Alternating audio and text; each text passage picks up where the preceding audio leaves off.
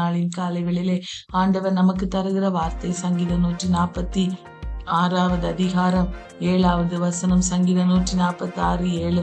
அவர் ஒடுக்கப்படுகிறவர்களுக்கு நியாயம் செய்கிறார், பசியாயிருக்கிறவர்களுக்கு ஆகாரம் கொடுக்கிறார், கட்டுண்டவர்களை கர்த்தர் விடுதலையாக்குகிறார். அன்பான தெய்வ பிள்ளைகளே, நம்முடைய தெய்வம் அவர் ஒடுக்கப்படுகிறவர்களுக்கு நியாயம் செய்கிற தெய்வம், பசியாயிருக்கிறவர்களுக்கு ஆகாரம் கொடுக்கிறவர், கட்டுண்டவர்களை கர்த்தர் விடுதலையாக்குறவர். இந்த காலை வேளையிலே இந்த 3 காரியங்களிலே எப்பேற்பட்ட சூழ்நிலைமைகளின் வழியாய் நாம் கடந்து சென்றாலும் ஆண்டவர் அந்த காரியங்களிலிருந்து நமக்கு அற்புதத்தை செய்ய வல்லவராயிருக்கிறார். ஒடுக்கப்படுகிற பிள்ளைகளை அவர் ஒடுக்கப்படுகிற பிள்ளைகளுக்கு அவர் நிச்சயம் நியாயம் செய்வார். ஏனென்றால் நாம் வேதத்திலே எத்தனையோ காரியங்களை நாம் படிக்கிறோம்.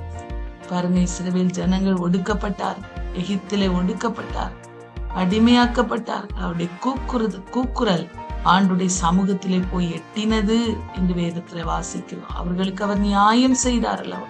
பசியாயிருக்கிறவர்களுக்கு இயேசு கிறிஸ்து இந்த உலகத்துல வாழ்ந்த போது எத்தனையோ பேர் அவரை சுற்றி இருந்த நேரங்களிலே அநேக இன்சிடென்ட்ல ஆண்டவர் அவர்களுக்கு உணவு கொடுத்தார், அவருடைய தேவைகளை அறிந்து அவர்களுக்கு உதவி செய்தார்.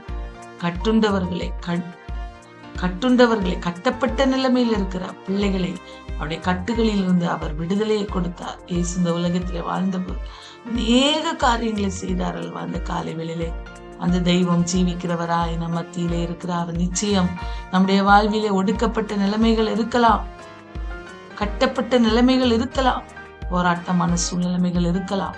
இந்த சூழ்நிலைமைகள் மத்தியிலே ஆண்டவரே எங்களுக்கு இறங்கும் என்று இஸ்ரவேல் ஜனங்கள் கூப்பிட்டது போல அவரை நோக்கி கூப்பிடும் போது கூக்குரலை கேட்டு நமக்கு இறங்கி நமக்கு அவர் பதிலளிக்க அவர் உண்மையுள்ள தெய்வமா இருக்கிறார்.